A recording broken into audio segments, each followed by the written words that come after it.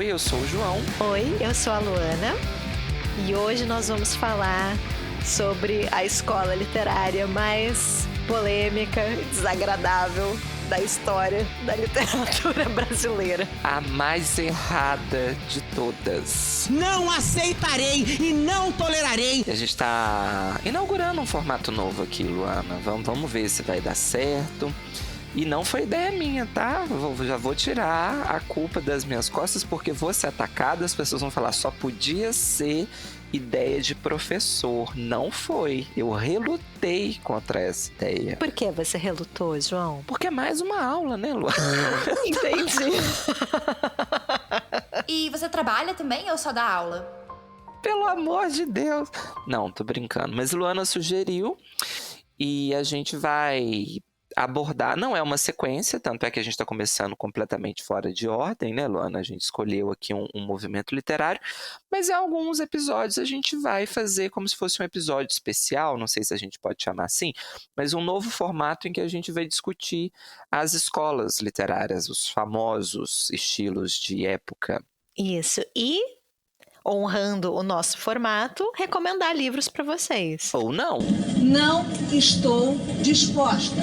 Com licença. Eu vou recomendar. Eu trouxe um livro que eu gosto. Eu também vou. Mas assim, gente, muito pano para passar. Já preparem aí o rodo. Queria dizer que a Luana tá erradíssima. Tenho medo de para onde vamos. O jurídico vai ter trabalho hoje. Vai, hoje o jurídico vai trabalhar. O meu pano eu vou deixar para passar no próximo. No próximo episódio eu passo o pano. Eu falo pra você, você vai ser bastante criticada pelo Brasil inteiro. E aí, como é um formato novo, a gente vai fazer aqui algumas modificações. Por exemplo, não temos top 5 hoje, de coisas aleatórias. Não tivemos nenhuma ideia, gente. Para falar de naturalismo, qual seria o top 5 recomendado aqui? 5 autores que poderiam ser naturalistas.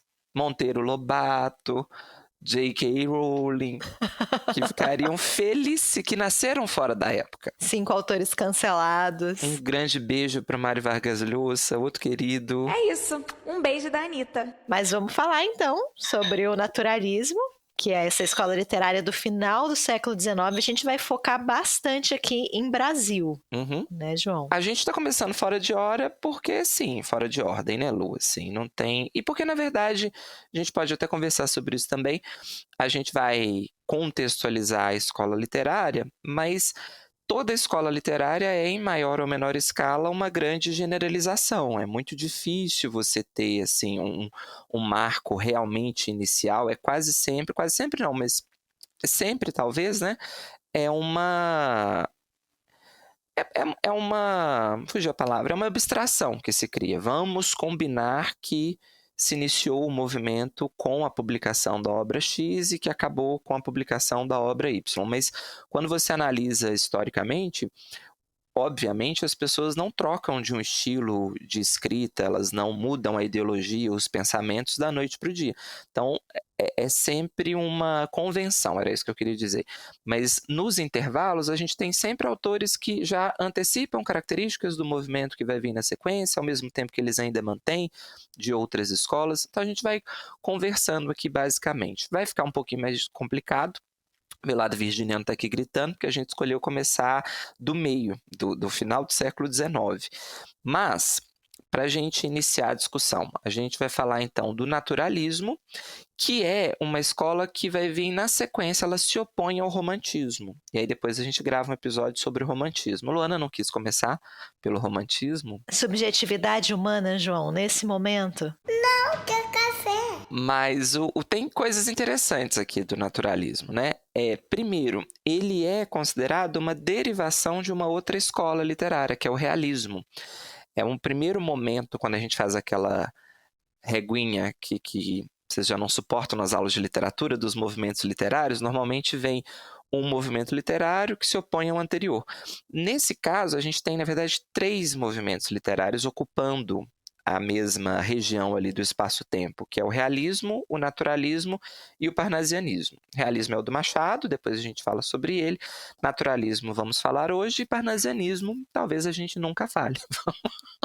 Vamos manter assim. Chatíssimo o parnasianismo. Isso é uma mentira, é uma pantomima, uma patuscada. Segunda metade do século XIX, na verdade, finalzinho do século XIX, né, no Brasil, 1880. Acho que isso é importante também de contextualizar. Essas escolas literárias, elas marcam um período em que a produção literária brasileira ainda é muito dependente da europeia. Então, basicamente, o que a gente tem surge um movimento na Europa e esse movimento vai ser copiado ou adaptado para o contexto brasileiro. Então, você tem sempre um período de delay.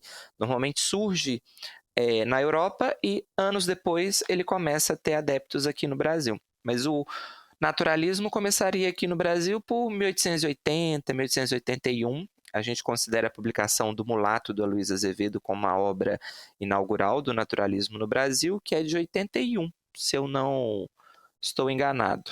Sim. O que eu acho interessante só, antes da gente falar das características, né?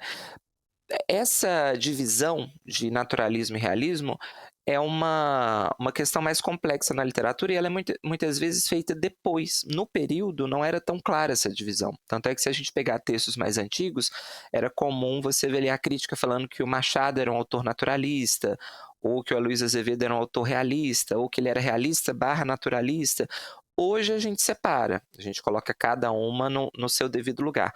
Mas na época era meio que encarado como um grupo só. E hoje a gente separa porque de fato é bastante diferente o realismo do naturalismo. E a gente vai focar hoje no naturalismo, mas acho importante a gente só fazer essa contextualização. Em comum, as duas escolas vão ter a oposição ao romantismo, então tudo que o romantismo defendia, o naturalismo e o realismo vão se opor. Eles vão propor uma visão mais racional da realidade, mais objetiva, menos idealizada. Então, uma proposta de uma literatura que se aproxime mais da realidade e da sociedade. E a grande contribuição dos dois movimentos para a história da literatura vai ser a questão social. É a primeira vez em que a gente vai ter a crítica às desigualdades sociais ocupando o lugar central das obras literárias. Não é algo que começa a acontecer nesse período, mas é algo que, pela primeira vez, vai ser colocado como centro da atenção da escola literária. É claro que a gente já tinha crítica social desde que a literatura é literatura, mas é a primeira vez, entre aspas, digamos assim. Vou sempre falar isso porque literatura é muito difícil. A gente falar é a primeira vez, é sempre, nunca, mas assim, generalizando, né, é o movimento que coloca como ponto de partida a crítica social. A literatura ela precisa discutir os aspectos da sociedade. Pensando no período também do naturalismo, muito influenciado pelo cientificismo da época, né, João? Então a gente vai ter ali várias correntes filosóficas, científicas, sociais, que vão influenciar diretamente a escola literária, né, os autores. Então a gente tem ali nesse período a efervescência ali do próprio darwinismo social. A gente comentou há uns episódios atrás que o Darwin cria a teoria e aí o primo dele joga a teoria pro buraco, né? O Darwin era uma figura bastante progressista. Na teoria dele você já tem alguns pontos ali que são mais problemáticos, mas toda família tem um primo. O primo que estraga tudo, esse primo pega, né, justamente esses pontos ali que poderiam ser contestados, né, mais problemáticos, e cria essa ideia do darwinismo social. Então a gente vai ter o início das teorias eugenistas, o próprio determinismo, que eu acho que a gente deve falar depois mais a fundo, porque é bem importante para o naturalismo. Então são várias questões ali que vão influenciar diretamente os autores da época, né? A gente está falando de uma época em que está tendo muita produção científica, né? Que a gente está tendo um boom assim, de produção científica. A Lu comentou do próprio Darwin, mas uma época em que a sociologia avança muito, em que você tem ali diversas pesquisas biológicas mesmo, né? Você tem ali um grande avanço na biologia. O problema vai ser, muitas dessas teorias que hoje a gente sabe que não tem embasamento científico nenhum, elas vão ser adotadas como teorias verdadeiras. E o grande problema vai acontecer, na verdade, na deturpação dessas teorias, que é o caso do Darwin, né? O Darwin nunca falou a bobeira do darwinismo social, da forma como as pessoas durante muito tempo pregavam, né? Ele está falando de espécie, gente. O homem falou que as espécies melhor adaptadas sobrevivem em determinadas condições. Aí as pessoas leem e falam, sim, por isso que a Europa é superior à América Latina. não tem, assim, relação nenhuma com o que ele disse. Ele está falando de fisiologia animal, está falando de evolução, né? O começo das teorias evolutivas ali na biologia, e as pessoas vão querer aplicar isso num contexto social, num contexto antropológico. E o grande problema, na verdade, do naturalismo, depois a gente vai organizar isso melhor, mas essas teorias vão ser utilizadas para validar pensamentos extremamente racistas, autoritários. Então não é nem que é um problema da biologia, coitada, mas é que, na verdade, a biologia vai ser cooptada por teorias eugenistas que já existiam no período, né? A gente está falando aqui de final do século XIX, então, assim, é um período pré-nazismo, mas que o nazismo já está ali começando a dar as caras. Então, é esse tipo de teoria, muito entre aspas, científica, que vai acabar esquentando o caldeirão ali também das teorias eugenistas do período. A gente pode voltar a falar disso depois, mas acho importante só a gente deixar claro que o naturalismo ele vai deturpar mesmo as teorias científicas, né? A gente pensa que teorias de raça, num contexto moderno, elas vêm sendo trabalhadas desde o século XVI, justamente para justificar a segregação social, racial, né, João? Então, assim, não é a teoria que cria a realidade. Na verdade, a realidade já existe e a teoria justifica isso, né? A teoria ela é criada para justificar um mundo de colonialismo, né, de escravidão. E aí a gente vai ter o próprio darwinismo social que vai dizer isso, né? Vai dizer, olha, a gente tem a dominação aqui da Europa sobre países africanos porque os países europeus realmente evoluíram aqui, eles se tornaram mais aptos, eles se tornaram mais fortes, né? Então essa justificativa a partir de uma deturpação científica mesmo, né? E aí vem o determinismo, né? Que eu acho que é bastante importante para o naturalismo. O determinismo, ele é uma corrente filosófica, ali, principalmente francesa também do final do século XIX, que vai falar que as ações humanas, elas são decorrentes ou principalmente condicionadas por 3 forças fundamentais, né? Que é o tempo, a raça e o meio físico. E quando a gente fala de raça, não é num sentido contextualista, né? A gente não está falando, por exemplo, do ser negro como fruto de um processo cultural, histórico, social. A gente está falando de determinismo biológico mesmo. Algumas características são inatas a determinadas raças, sendo que o próprio conceito de raça já é bastante problemático. O grande idealizador, né? Não sei, eu ia falar pensador, mas é questionável, do determinismo vai ser o Hippolyte Taine, né? Ele é que vai cunhar a expressão da forma como a gente conhece. E qual que é o grande problema do determinismo? É a palavra-chave para a gente entender o naturalismo, né? O ser humano não tem escolha, ele é determinado por essas características. Não importa o que você pensa, não importa como você é criado, se você está sob influência dessas situações, e a gente depois exemplifica, você vai ser dessa forma. E aí, é claro, eu acho que dando um exemplo fica mais tranquilo de entender, é claro que a gente sabe que se você foi criado num ambiente violento, existe a possibilidade de você reproduzir comportamentos violentos. Mas existe a possibilidade. Como influência, não como determinação. Para o naturalismo, você será violento. Então, assim, você não tem quase livre-arbítrio no naturalismo. Se você é filho de um pai assassino, você será assassino também, em algum momento da sua vida. Se você vem de uma família em que a mãe traía muito o pai, você vai ser uma pessoa vulgar e que nunca vai conseguir ter um relacionamento monogâmico, porque tá na sua genética. É o começo aqui. Talvez, não estou falando começo, né? Mas me corrijam depois. Mas é a popularização aqui, o início ali do que a gente entende como genética, mas que também vai ser muito deturpado pelos naturalistas. Essa ideia de que está no seu gene, você não consegue agir de outra forma porque isso está condicionado pelo seu aspecto biológico, físico, né? Como se a sua genética ela determinasse comportamentos psicológicos, de caráter, personalidade, o que a gente sabe que é uma balela, né? Mas volto a dizer, é importante a gente entender essa diferença, porque é óbvio que o meio e o tempo histórico, principalmente, a raça eu já acho muito questionável, mas o meio e o tempo histórico, eles vão influenciar, né? Não tem como exigir que uma pessoa do século XV pense como uma do século XXI. É um anacronismo. Mas nem todo mundo do século XV pensava igual. Não é porque uma pessoa nasceu naquele ambiente que ela vai obrigatoriamente se comportar dessa medida. Então, é uma escola literária bastante problemática, porque o ponto de partida dela já é redutor, já é estereotipado, já é redutivo, né, para as características. E o que a gente vai ter em várias obras é justamente isso. É como se os autores, a gente chama de romance de tese, né? Que aí é outra deturpação que vai aparecer aqui, que é do positivismo, do Augusto Comte, né? Positivismo ali é aquela abordagem científica que vai influenciar o que a gente entende como método científico hoje, né? A ideia de que você precisa provar as coisas, não adianta você só pensar, você precisa observar, fazer experimentos, testar aquela hipótese, e aí a partir de elementos empíricos, a partir de como aquela situação se mostrou, você tira suas conclusões. Mas o que vai acontecer no positivismo, né? Muitas vezes o experimento ele nega a sua hipótese. Você tinha uma hipótese, faz o teste, faz vários testes e você percebe que aquilo não se comprova. E aí você tem que mudar a sua hipótese, você tem que testar mais vezes.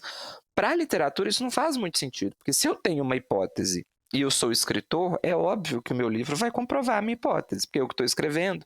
E aí, em vários casos de personagens, acho que no segundo episódio isso vai ficar mais evidente, porque o livro que a gente vai comentar em comum é o grande exemplo do naturalismo no Brasil, né?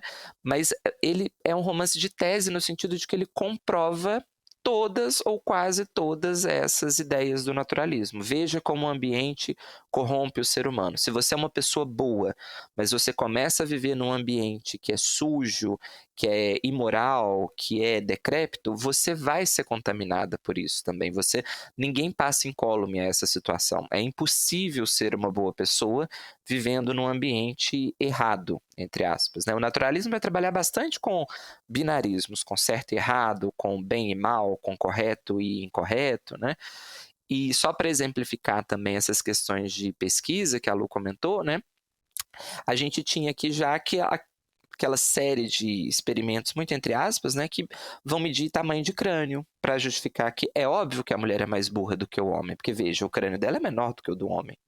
Como que ela vai ter a mesma capacidade? Né? Exatamente. E isso, assim, em vários aspectos, né? Para comparar crânio de latino-americano com europeu, de africano com europeu, de homens brancos com homens negros. Então, a gente sabe que, assim, a premissa já está deturpada desde o começo, porque você já está partindo ali de uma visão racista, machista. O problema é que o naturalismo vai validar muitas dessas visões extremamente preconceituosas, gente. Assim, naturalismo é sinônimo de preconceito. Depois a gente vai falar isso mais profundamente quando a gente for tratar dos livros, mas é bem fácil de verificar isso na construção de personagens. Então, o livro que eu escolhi falar, ele vai trazer um personagem negro, o tempo todo vai ser dito sobre o caráter africano, como os negros são de determinadas formas, os negros eles perdoam muito pouco, eles são mais vingativos, então pelo simples fato de você ser negro, você tem essa característica. A questão da violência, né? Então, assim, quando a Lu for comentar do livro, estou tentando não dar spoiler, mas ele vai ter comportamentos mais agressivos porque está no sangue dele ser mais agressivo, como uma pessoa africana. Ele vai ser mais violento do que um europeu, por exemplo, né? Tem um nome técnico para isso, chama racismo, o nome que a gente dá, né? E eu estou usando esse termo do caráter africano ou africano como adjetivo aqui, porque é exatamente o termo que é usado no livro. Que é outra marca, né? É explícito, gente. Não é, assim, uma inferência que você vai fazer. Muitas vezes está escrito dessa forma. O narrador vai te dizer, ó, ele está se comportando dessa forma porque ele é um brasileiro. E brasileiro é assim, assim, assado. Então, assim, é dito muito explicitamente em várias passagens pelos narradores todos esses problemas, né? Assim, isso tá dado na escola. E obviamente, a gente no século XXI lendo isso, a gente tem que ficar assustado. Isso tem que bater muito mal pra gente, de pensar como que as pessoas elas tinham coragem de escrever dessa forma há pouco tempo, né? Historicamente, se a gente for parar para pensar. É uma literatura muito incômoda para um leitor do século XXI. Por outro lado, que eu gostaria de comentar aqui, fazer o meu clássico papel de advogado do diabo. Por que então que a gente estuda até hoje essa escola horrorosa e absurda? Primeiro ponto vou deixar para o final, mas eu acho importante a gente dar nome para as coisas, a gente mostrar para as pessoas assim, olha, isso foi feito dessa forma. É absurdo, é chocante? Que bom que você acha absurdo e chocante. Vamos cuidar para que isso não volte dessa forma, para que a gente entenda como que a gente chegou até aqui, né? Porque quando você estuda esses movimentos, eu acho que é o grande ponto. Quando a gente estuda esses movimentos, eu falei que ia deixar para o final, mas já comecei a falar. Quando a gente estuda esses movimentos do passado, é você entender como que a gente chegou até onde a gente chegou. Como que o nosso pensamento ocidental ele foi cunhado, ele foi construído, por que até hoje a gente tem que lidar com situações muito racistas, muito xenofóbicas. Um parênteses aqui também, o naturalismo nesse aspecto ele é democrático, tá, gente? Ele gabarita todos os preconceitos. Então, assim, ele é racista, ele é machista, ele é homofóbico, ele é transfóbico, ele é capacitista, ele é etarista, todos. A gente vai falar disso depois com calma. Mas faz o checklist aí, ele vai ter um personagem que vai ser bastante estigmatizado por ser parte de uma determinada minoria social. Então, acho que sim, tem essa importância do recorte histórico. Por outro lado, aí vou repetir qual é a vantagem do naturalismo, onde que o naturalismo brilha, assim, o que se salva disso tudo? A crítica à desigualdade social. É a primeira vez na história, volto a repetir, que a gente vai ter personagens pobres ocupando o centro da narrativa, que você não tem a construção de personagens ricos como protagonistas, né? Então aqui a grande discussão do naturalismo vai girar em torno de pessoas que passam por grandes necessidades. E aí o naturalismo entra de uma forma até bem coerente nessa crítica. Ele vai mostrar que muitas vezes você tem problemas trabalhistas. Então um clássico do naturalismo é o patrão explorando os empregados de alguma forma, é o pequeno ou grande burguês explorando economicamente as pessoas de camadas mais pobres, é o abandono completo do Estado em muitas situações. Então, uma imagem muito clássica dos livros do naturalismo são essas construções muito sujas, né, de uma população ali que passa muita necessidade econômica e que não tem condição básica de sobrevivência, que tem que viver ali muitas vezes, passa fome, passa frio, está muito sujeito a doenças, a vetores de transmissão de doenças, só que o naturalismo vai deixar isso muito claro, que elas estão passando por essa situação porque elas são pobres, e como pobres são negligenciadas pelos governos, muitas vezes. Então esse é o ponto, eu acho, interessante do naturalismo, né? Falei da questão trabalhista, vai ser um outro ponto interessante, porque a gente, quando faz essa linha histórica, a gente sempre fala que existe algum movimento social ou histórico muito importante que faz com que haja essa mudança de uma escola para outra. Então, por exemplo, no classicismo é o Renascimento, a Idade Média é o trovadorismo. No caso do naturalismo, é a Revolução Industrial, que já tinha acontecido antes, mas é o momento em que os autores começam a debater os impactos da Revolução Industrial na sociedade. E aí um clássico do naturalismo vão ser questões trabalhistas, né? A gente está falando de um período aqui que os direitos trabalhistas não existiam. Então a gente vai ter muita cena de acidente de trabalho, de criança trabalhando com adulto, dessa completa exploração do trabalhador, tendo que trabalhar ali 16, 17 horas numa fábrica, numa pedreira, em trabalhos muito exaustivos, que vão levar inclusive às vezes, perda de membros, acidentes de trabalho, mutilações por conta dessa falta de direito trabalhista. Aqui você tem um lado positivo da escola, nessa crítica social, porque eles estão influenciados pelas teorias, sobretudo marxistas, né? Pelo começo de uma discussão da falta de direito trabalhista e de como a burguesia explora o trabalhador. E além da gente ter esse recorte social interessante, né, e da vida massacrante dessas classes trabalhadoras, o naturalismo também vai se permitir temas mais polêmicos, né, João? Então, nós vamos ter alguns recortes aqui de sexualidade, que são interessantes. Então, também alguns temas que ainda não tinham sido tratados pela literatura nacional, ou muito pouco tratados. As próprias minorias sociais, vai ser a primeira vez que a gente tem, por exemplo, personagens abertamente homossexuais, na literatura brasileira, pelo menos, né?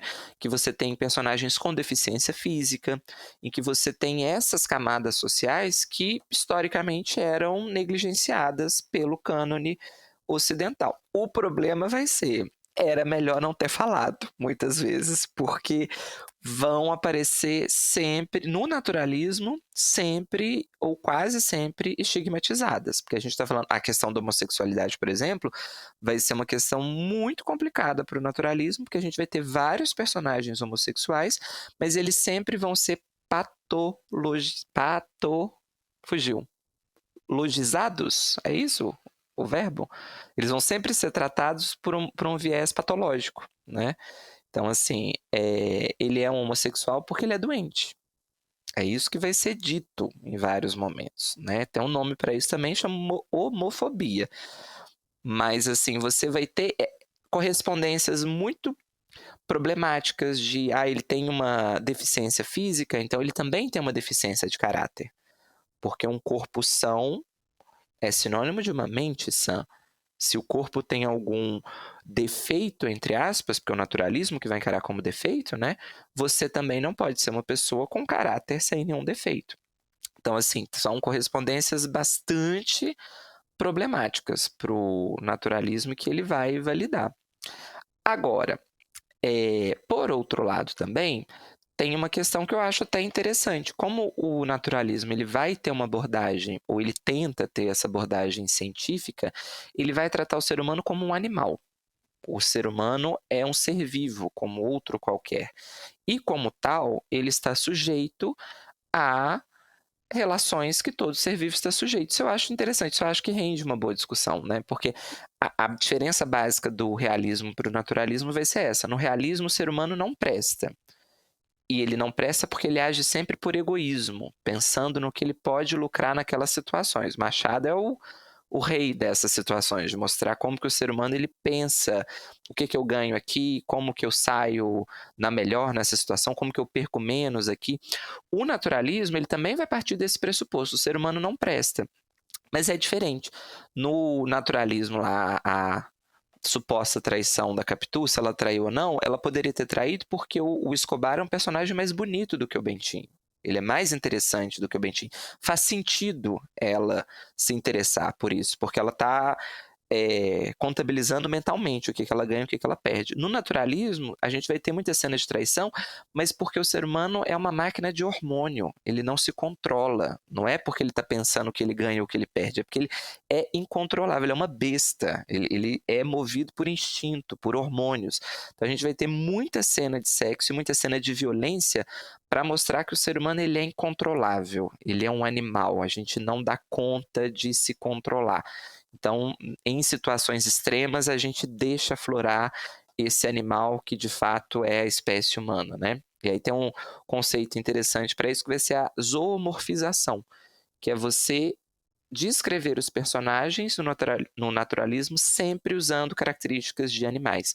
Então, nas menores ações, você não vai dizer que o personagem chegou correndo, você vai dizer que ele chegou trotando naquela situação, que as mulheres amarravam as saias para que os cascos não se molhassem, que os homens limpavam os pelos e fungavam com as fuças. Então você sempre usa um vocabulário que remete a animal, justamente para inferiorizar o ser humano, para mostrar o ser humano é isso aqui. Ou ao invés de falar mulheres e homens, machos e fêmeas.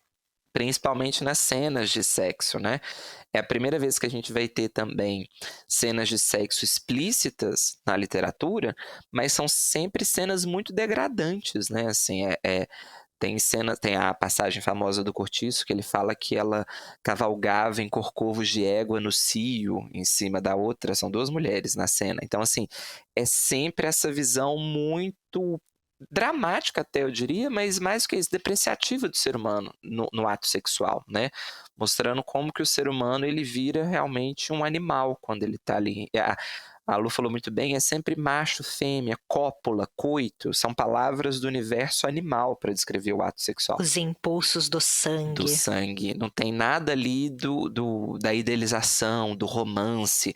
As pessoas não transam no naturalismo porque elas se amam, elas transam porque elas são machos e fêmeas, e aí bem binário, né? porque é uma questão ali de espécie, né, de procriação, de desejo incontrolável. Então tem essa questão.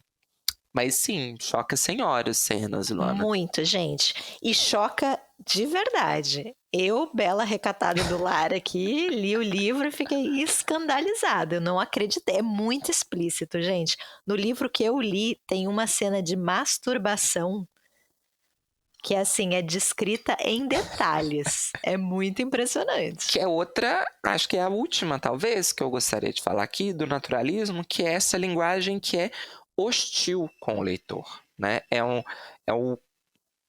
Não sei se vou falar pela 8ª vez aqui o começo, mas é uma visão de literatura de incômodo. A literatura ela tem que incomodar o leitor. Ela não é para ser um lugar tranquilo e ameno. Então você usa um vocabulário agressivo, as descrições são agressivas.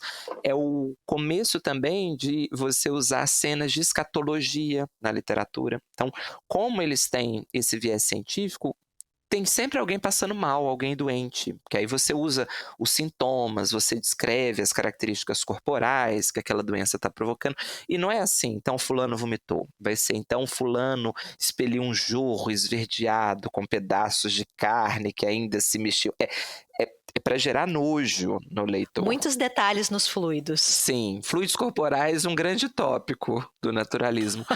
Cheiros, né? Todo mundo fede nas histórias. Os autores fazem questão de falar que tá todo mundo suado, tá todo mundo sem tomar banho não sei quantos dias, então que tem aquele cheiro no ambiente. É uma literatura muito sinestésica nesse sentido, né? Você quase sente aquela situação que está sendo descrita ali, de tanto que o narrador vai te dar detalhes negativos a respeito desses comportamentos corporais humanos. Porque a ideia é essa, né?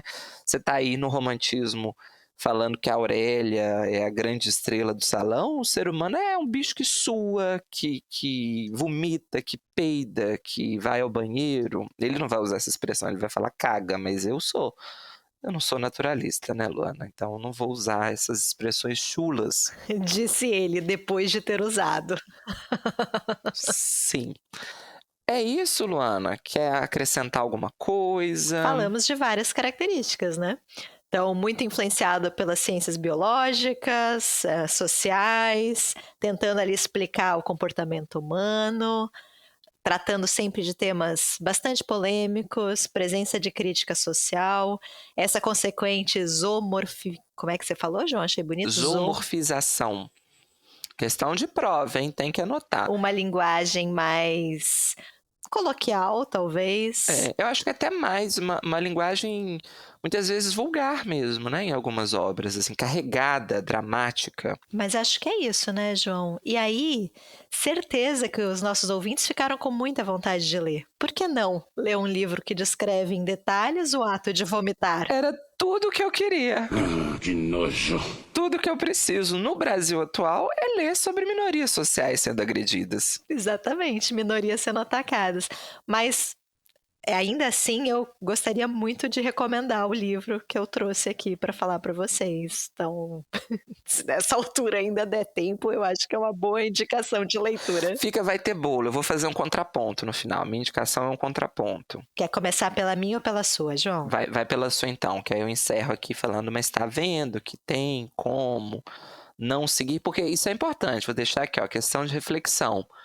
Lembra que quando a gente fala em escola literária, mesmo você tendo esse conjunto de características, obviamente você não precisa encontrar todas elas ao mesmo tempo nos livros. Então aqui a gente faz uma lista assim, olha, existiam essas características, mas quando você vai escrever, você fecha o pacote ali, eu quero A, B e C, só. D e E eu vou deixar de fora. Tem autor que vai gabaritar mais, tem autor que vai pegar só um outro ponto. Será que não teve autor que pegou só o ponto positivo do naturalismo, Luana? Vamos ver.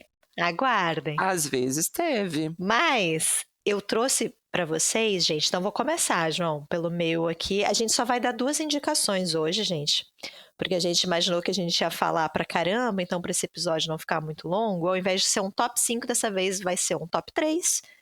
O João vai indicar um livro, eu vou indicar um livro, e aí semana que vem a gente traz o nosso livro em comum, tá?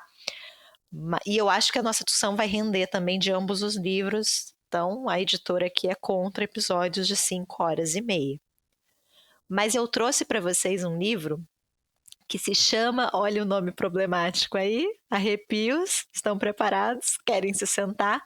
O Bom Crioulo, do Adolfo Caminha, um livro que foi publicado em 1895.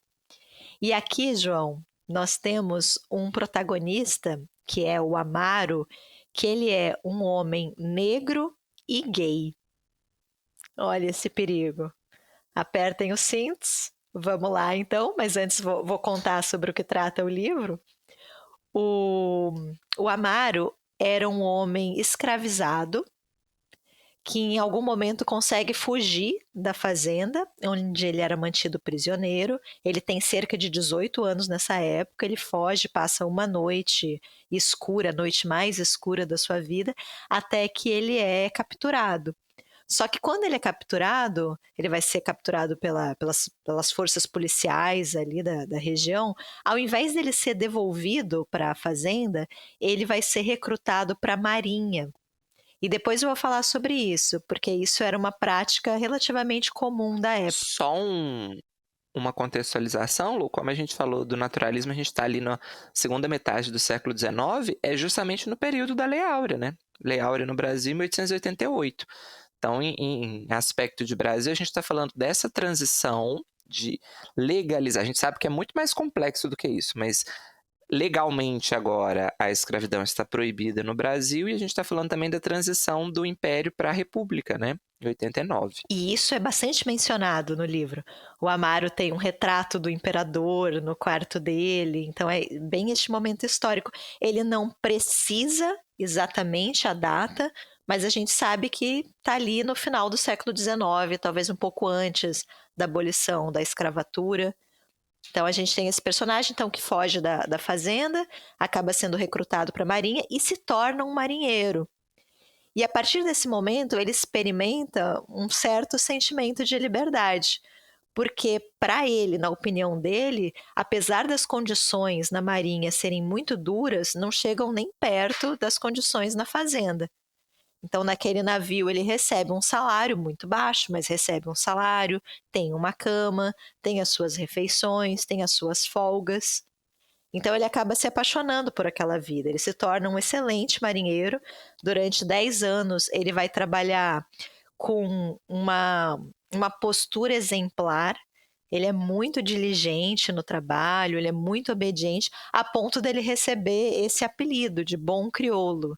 Os outros tratam ele assim, como um bom crioulo, porque ele é ali um excelente marinheiro, uma pessoa incrível de estar por perto também, muito alegre.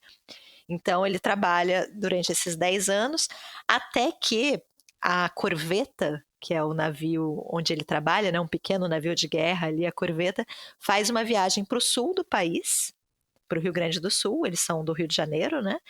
E aí eles acabam, nessa viagem, recrutando um novo marinheiro, um gromete, na verdade, que é o Aleixo. O Aleixo é um rapazote, ele tem 15 anos, é muito bonito, é descrito como de pele bastante clara, de olhos azuis. O Aleixo, ele é o filho pobre de uma família de pescadores de Santa Catarina, acaba se juntando à marinha, e o Amaro vai se apaixonar por ele. O Amaro vai contar que por 2 vezes ele tentou se relacionar com mulheres, não deu certo, ele não conseguiu, são episódios que trazem lembranças muito ruins para ele. Então, com cerca de 30 anos de idade, ele ainda é virgem, mas ele vai se apaixonar pelo Aleixo e ele vai ser correspondido. O Aleixo é uma figura bastante ambígua no romance, porque ele tem sentimentos pelo Amaro, eu identifico isso, eu até reli aqui pro episódio, eu acho que sim, ele gosta do Amaro, mas ao mesmo tempo ele também tem certos interesses. É bom para ele que o Amaro se apaixone por ele, porque ele vai se tornar protegido do Amaro. O Amaro que é descrito como um homem colossal, muito forte, até por isso que a marinha se interessa em trazer ele para o navio. Ele tem uma força sobre-humana, então o Aleixo vai se tornar ali protegido do Amaro. A viagem está no fim, então eles estão chegando no Rio de Janeiro e o Amaro promete para o Aleixo uma casinha no Rio de Janeiro, ali na Rua da Misericórdia, que é a região portuária do Rio de Janeiro. Conta maravilhas do Rio de Janeiro, como a cidade é bonita, as paisagens, os morros, a vida urbana, né? O Aleixo fica muito interessado e o Aleixo topa ir morar com o Amaro banca isso, né? Ele que paga ali o aluguel, né? Eles vão para um cortiço, para um quartinho ali na Rua da Misericórdia e os dois vão viver juntos. E aí a gente tem uma descrição que é bastante suave, até romântica em relação à relação desses dois, porque durante um ano eles vão viver em harmonia. Eles se complementam. O narrador vai comentar que eles vivem um para o outro. A dona da pensão, que vai ter um papel importante aqui nessa história, o nome dela é Dona Carolina. Ela é a dona ali a pensão / cortiço, né, onde os dois vivem. Ela vai dizer que para os dois só faltam filhos, porque eles fazem ali performam um casal perfeito. Até que o Amaro, né, o personagem negro, ele acaba sendo recrutado para um outro navio. Esse navio tem uma rotina de trabalho muito mais extenuante. Ele recebe uma única folga no mês, ele só pode sair do navio um dia no mês, então ele fica muito tempo sem ver o Aleixo. E aí, nesse meio tempo, essa natureza mais ambígua do Aleixo, ela vai se mostrando, né? O Aleixo começa a se questionar por que ele ainda está com o Amaro, será que vale a pena ele gastar ali os anos da mocidade dele com o Amaro, com a beleza dele, ele conseguiria um homem muito melhor, talvez mais rico, com uma posição social superior. Então ele começa a se questionar, começa a desejar não ter mais essa relação com o Amaro.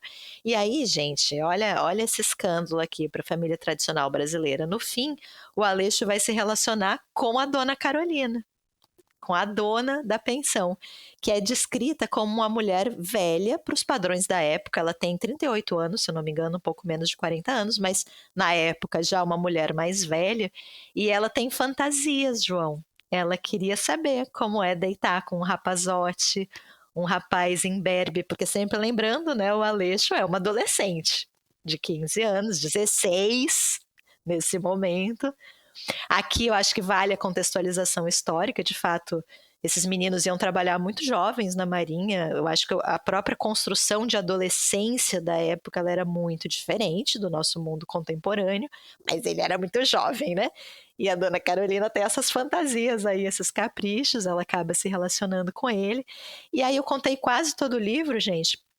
Não vou contar o final, mas, obviamente, o Amaro em algum momento vai descobrir. E aí a gente vai ter o desfecho dessa história. Mas a gente sabe desde o início que é um desfecho trágico, né? Que essa relação não está ali destinada à felicidade. E o narrador também sabe, ele já sabe de antemão. Tanto que ele vai, é bem curioso isso, ele vai descrevendo a corveta como aspectos meio lúgubres. Ela é um morcego apocalíptico, ela é um esquife, ela sempre tem tons meio macabros, assim, né? Ou decadentes também.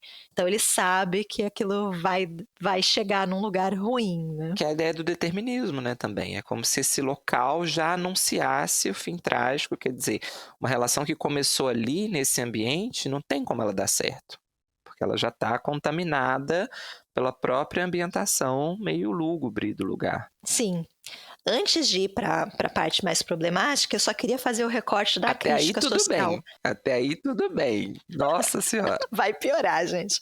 Mas o João mencionou antes da crítica social, eu acho ela bem construída nesse livro, bem importante, porque a primeira cena do livro é o Amaro sendo castigado. Então você vai ter ali 3 homens que são castigados. A gente vai descobrir que o Amaro está sendo castigado por conta de uma briga envolvendo o Aleixo. Então o Aleixo já está ali na corveta naquele instante.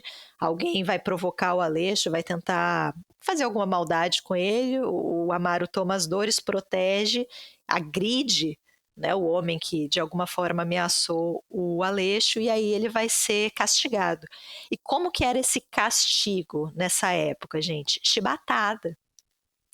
Aqui a gente tem uma crítica social muito forte, porque nesse momento, como eu falei, né, lá no início, o Amaro ele era um homem escravizado que acaba sendo recrutado para a Marinha. Isso era comum na época. Naquele momento, os marinheiros eram, em grande parte, ex-escravizados, escravizados que fugiram ou que foram recém-libertos. Lembrando, acontece a abolição da escravatura, muitos dos escravizados, na verdade todos, né, não têm para onde ir, não têm o que fazer, não têm como conseguir o seu sustento. Então, muitos deles acabam indo para as Forças Armadas, e aí a chibata era um castigo físico absolutamente comum nos navios, pensando que o grosso desses navios eram homens negros. Então, você tem aqui no próprio romance dos 3 homens que vão ser castigados, só um deles é branco, os outros 2, incluindo o Amaro, são negros, e o branco, o comandante ali, o oficial, vai fazer essa observação, fala, ó, não é porque você é branco que você pode fazer o que você quiser, não. Então, você vai ser castigado como um negro. Porque os castigos para a população negra, ali para a comunidade negra, eram muito mais comuns. Falei antes, esse livro é de 1895, faltam 15 anos para a Revolta da Chibata, que vai acontecer no Rio de Janeiro, que é justamente esse levante dos marinheiros contra os castigos físicos. Também buscando melhores condições de trabalho, salários maiores, mas principalmente o fim, né, a abolição ali da chibata. E até o governo brasileiro faz o acordo, né? Eles aceitam, falam, não, beleza, porque eles tomam os navios, gente.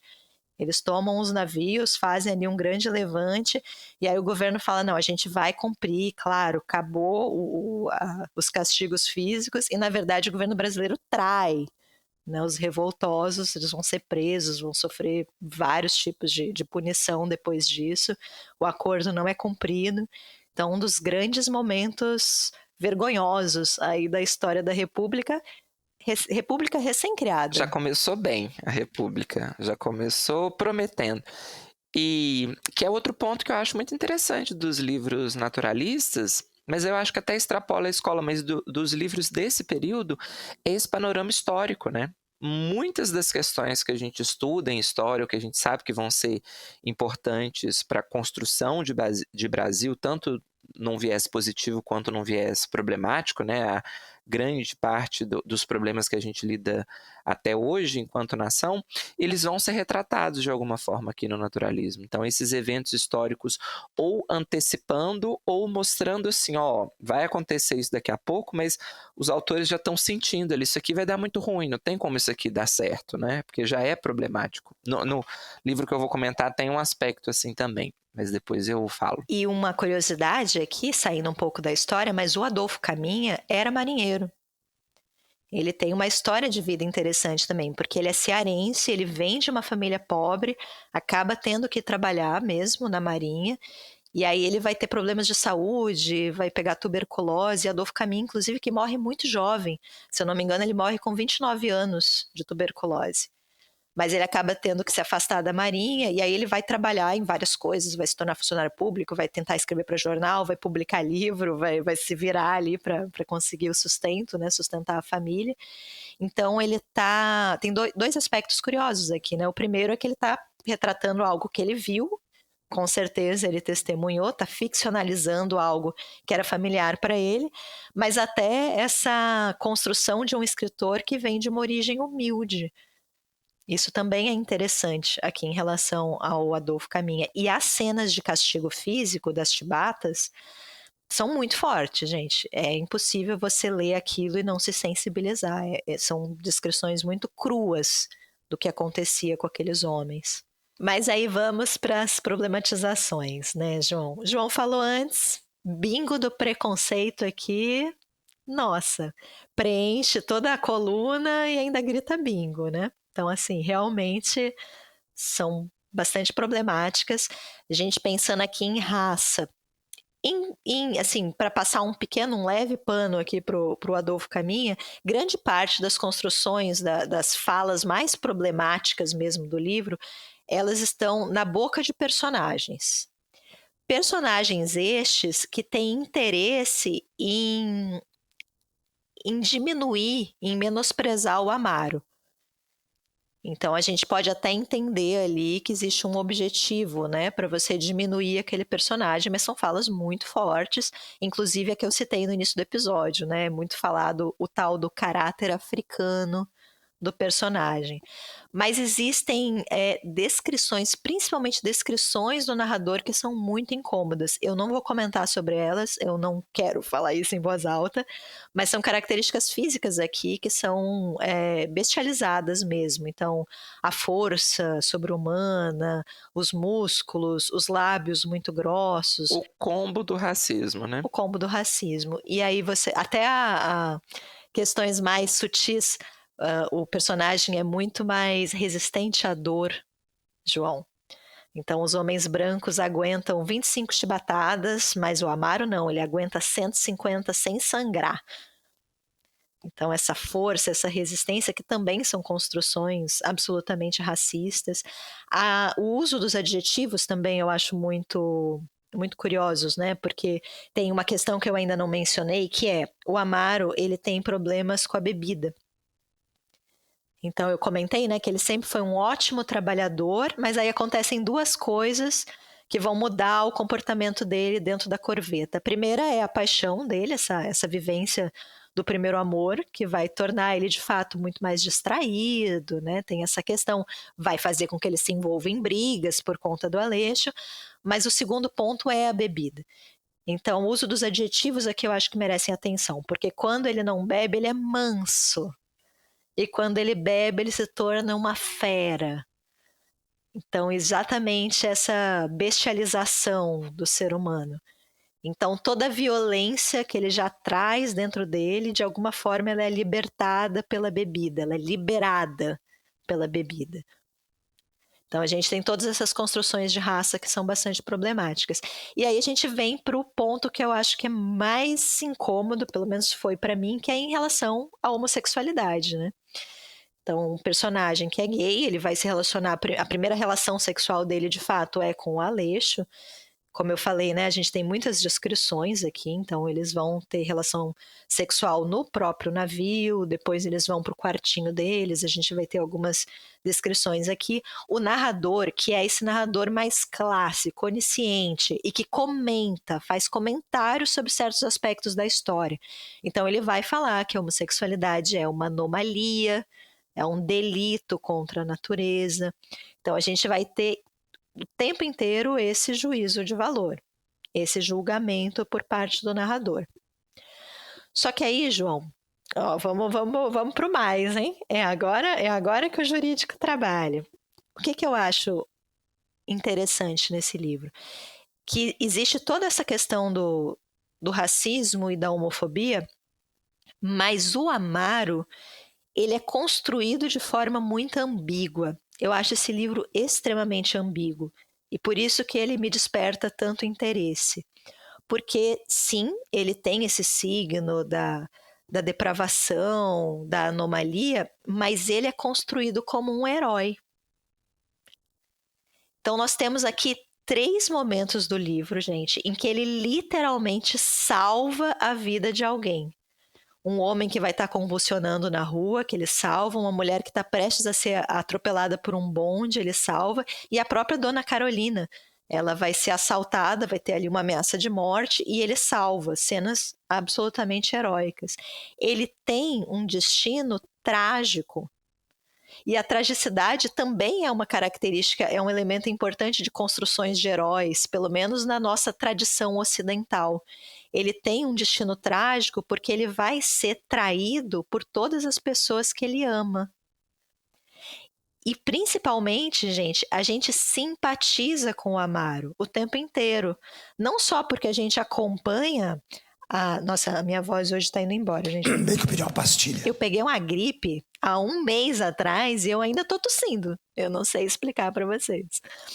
Mas 30 a mais, né? Mas voltando aqui, a gente simpatiza com o Amaro não só por conta do sofrimento físico, né? Eu comentei que o narrador ele descreve as cenas dos castigos, das chibatadas, mas ele vai ficar doente também. E ele vai para um hospital completamente sozinho, abandonado. A gente acompanha ele nesse hospital. Então a gente simpatiza com ele, ele é um personagem simpático. Eu tive uma professora na faculdade, a Mari Laffer, e ela falava que para um herói clássico não basta a tragédia, o signo do trágico, você precisa ter a consciência do próprio destino. Em algum momento o herói ele precisa refletir sobre a sua própria situação, se revoltar, entender e aí aceitar. E a gente tem esse momento no livro. A gente tem um momento em que o Amaro ele está no hospital sozinho e ele tem esse momento de entendimento da condição dele. Ele percebe que o Aleixo nunca vai voltar, que o Aleixo realmente foi embora, que ele foi abandonado e que pessoas como ele jamais vão ser felizes, que é uma bobagem você tentar trabalhar, você tentar levar uma vida e tratar bem as outras pessoas, porque na verdade nesse mundo, nessa sociedade, a felicidade dele não é possível.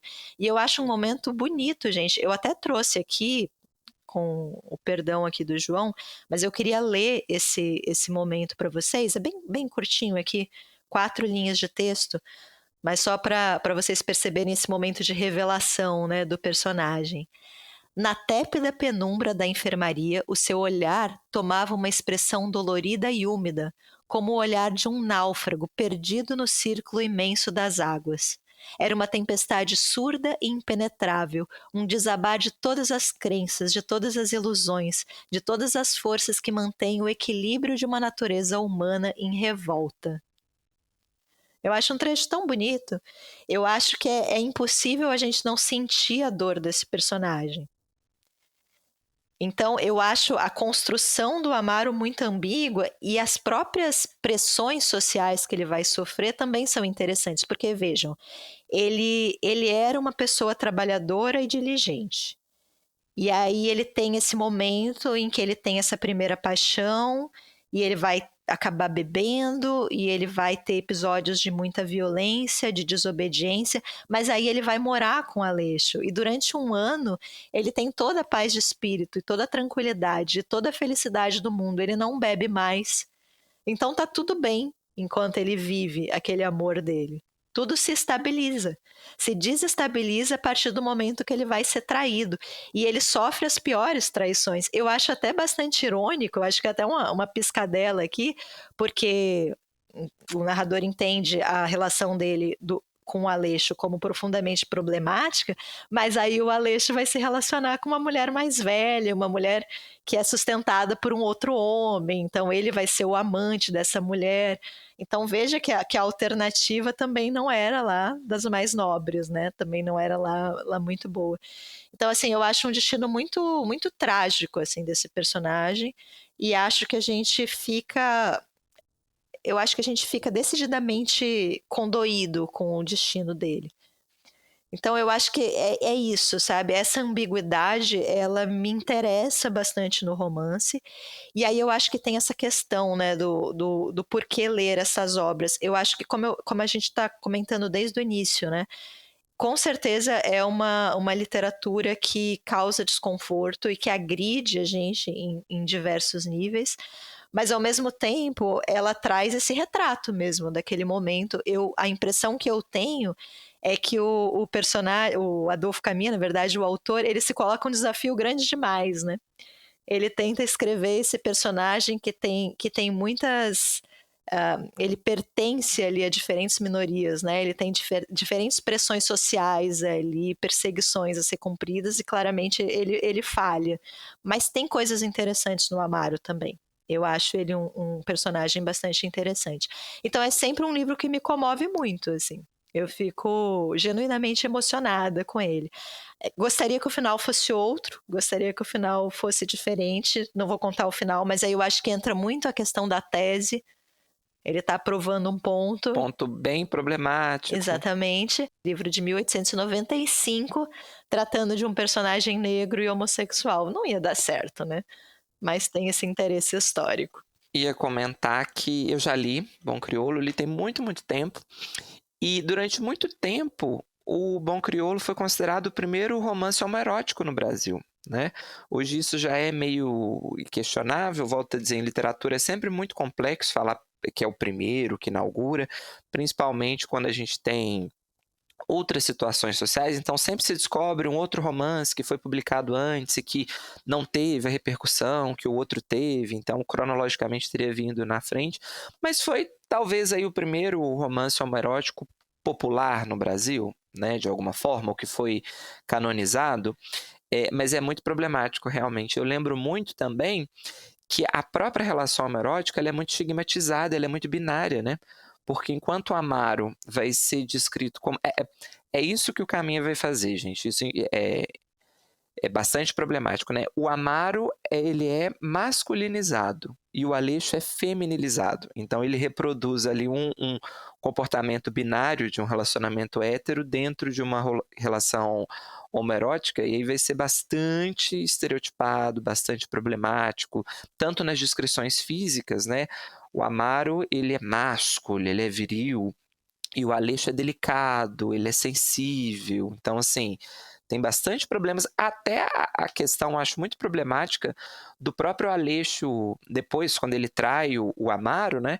É porque, como ele é associado a uma figura feminina, a mulher é que é ardilosa, a mulher é que faz esse tipo de coisa. O homem é incapaz de fazer algo tão maquiavélico assim. Então, assim, balança, o livro cai em 38 problemas por página. Mas eu concordo, e eu acho que é isso, né? Quando é um livro mais antigo, a gente tem que ler com a lente da história. Não no sentido de passar pano, mas no sentido de você perceber a gravidade daquilo para entender como é que a gente chegou onde a gente chegou. Porque são problemas que, infelizmente, não são do passado. A gente lida com muitas pessoas que ainda encaram relação homoerótica como se o papel feminino é esse, o papel masculino é aquele. A gente lê isso em livros contemporâneos, né, João? Exatamente. Então, assim, eu acho importante para a gente entender de onde viemos e como já evoluímos, mas como precisamos ainda evoluir bastante em alguns aspectos, né? E eu acho que, às vezes, a gente quer reduzir o livro a um gostar ou não gostar, ou é bom ou é ruim. É bom ou é ruim? Não sei. É problemático ou não é? É problemático, obviamente. É um livro de 1895. Mas existe ali um recorte histórico que é muito interessante, né? Então, às vezes não é pra gente gostar, né? Às vezes é pra gente entender os processos históricos que estavam acontecendo naquele momento. A literatura ela é um testemunho histórico também, né? Eu gosto de pensar na literatura dessa forma, né? Como uma cápsula do tempo. Às vezes eu acho que é importante a gente ler um livro que não necessariamente reflete os nossos valores ou as nossas crenças. Eu acho que é importante a gente ter o confronto também. Porque é isso que você falou. Você lê algo que é de 130 anos atrás, mas não é tão diferente de certas coisas que a gente lê hoje em dia. Ou que assiste. Várias expressões artísticas que a gente vê em diferentes mídias. Então eu acho interessante você ver o que mudou, e a gente mudou muito como sociedade, sem dúvida, mas o que não mudou também, né? Tem muita coisa ali que vai soar bastante familiar, gente. Até essa visão determinista, gente. Isso continua sendo utilizado em vários livros, em várias novelas. Eu não vou lembrar agora o nome. Peço desculpa porque eu vou dar um exemplo vago aqui. Mas teve uma novela, sei lá, uns 10 anos, tem pouco tempo, 8 na Globo, que você tinha um personagem, quem souber do que eu tô falando, por favor, dê a informação, porque eu parei de assistir novela tem muito tempo, mas que tinha um personagem que agredia a esposa, que era muito violento, na Globo, isso. Ou seja, uma novela pós-2010. E aí, a trama começa a passar um pano para ele, porque você descobre que a grande vilã era a mãe dele, Luana, porque ela tinha dado uma educação muito violenta para ele. Então, não é que ele era um homem violento, ele foi educado por uma mulher violenta, por isso que ele era violento também. Olha quão problemático é isso em tantos níveis, né? Você começa a legitimar algumas situações ou atenuar determinadas situações por esse viés determinista, como se, não, ele tá batendo porque ele não tem escolha, ele foi educado assim. A gente sempre tem escolha, tá, gente? Então, assim, isso continua aí no século XXI, de várias formas, mais mascarada, menos explícita, mas o determinismo continua à torta e à direito, a gente legitimando ações, porque no passado a pessoa, coitadinha, ela não está fazendo por mal, mas veja, ela está fazendo o que ela aprendeu 2 pés atrás, tá? Com esse tipo de discurso. Eu acho bem problemático. E acho, um último ponto do Bom Crioulo, acho um retrato bem importante, interessante também das classes dominantes. A gente está falando muito isso, né? Como a classe trabalhadora é massacrada, e a gente vai ter várias obras naturalistas que abordam isso. Aqui a gente vai ter vários níveis dessa discussão, né? O Amaro, ele vai ser, de certa forma, punido por ser um homem gay, mas você tem personagens no livro ricos, brancos, poderosos, que não serão punidos. Então, como o peso é maior para determinadas classes sociais, a gente vai ter a questão dos castigos físicos que eu mencionei, mas até mais do que isso, personagens que sentem prazer com o castigo físico infligido a outras pessoas. Então, essas relações de dominação, eu acho isso muito complexo, assim, de discussão, de verdade. Então, eu acho que tem essas nuances também, um retrato bem crítico mesmo da classe dominante aqui. E eu acho, só para concluir o meu raciocínio, né, da gente ler livros e tentar reduzir eles a bom ou mal, eu acho que, assim, é ler com espírito crítico, né, João, com um olhar crítico. É entender ali os pontos que são de fato problemáticos e tentar tornar isso em algo, em algum motivador de ação, eu acho, porque é isso, é algo que precisa ser revelador. Então, se você vê como era e você vê o que não mudou, eu acho que é impossível você não se revoltar com isso. E eu acho que essa revolta também é importante. Eu acho que ela também nos acende, ela também tem sua importância, né? E dá o nome que as coisas têm, né? Essa passagem racista, não, é porque... Não, gente, é racista. É racista, era racista na época, continua sendo racista, né? É ter as coisas nos devidos lugares, mas é entender que, mesmo sendo um livro racista, ou justamente porque é um livro racista, ele é um retrato do período, ele é um retrato da época. Uma época racista, uma época com muito problema, né? Mas é isso, gente. Muito, muito, muito problemático, mas eu realmente acho que vale a leitura. Assim, das obras clássicas, é uma das obras que mais uma das obras que mais me marcou, assim. Eu tenho uma relação bem próxima aqui com esse livro. Eu lembro que a primeira vez que eu li, eu fiquei muito impressionada.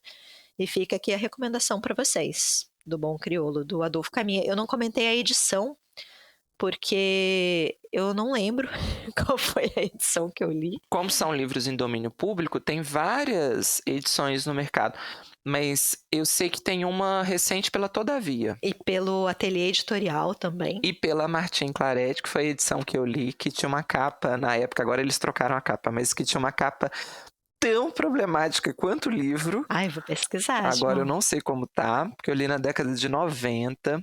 Era um homem negro, mas ele tinha um olhar meio azulado. Era uma coisa muito complexa para o período. Achei, João. É. Nossa, e tem. Não sei se é essa capa que eu achei aqui, tem os dois, o Amaro e o Aleixo. E o Aleixo é problemático também. Ninguém vai dizer que é uma capa inapropriada para o livro. Tá no clima do livro, porque... É verdade. Coerência. Eu imediatamente tenho crise de ansiedade. É isso, vou para mim. Então, a minha é mais breve, mas é um contraponto. É para te mostrar que eu não acho um livro cancelável.